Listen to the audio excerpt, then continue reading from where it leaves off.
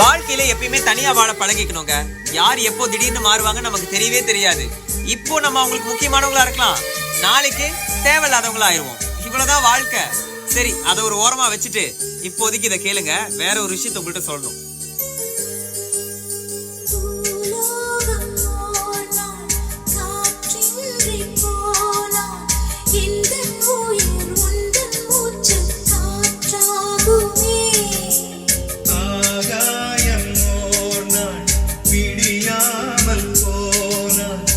முக்கியமான ஒரு கட்டம்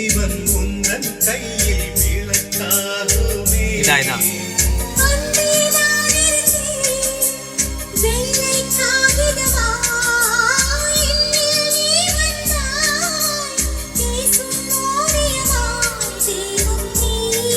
இப்படி ஒரு காதல் கிடைச்சா எப்படிலாம் கொண்டாடலாம்ல.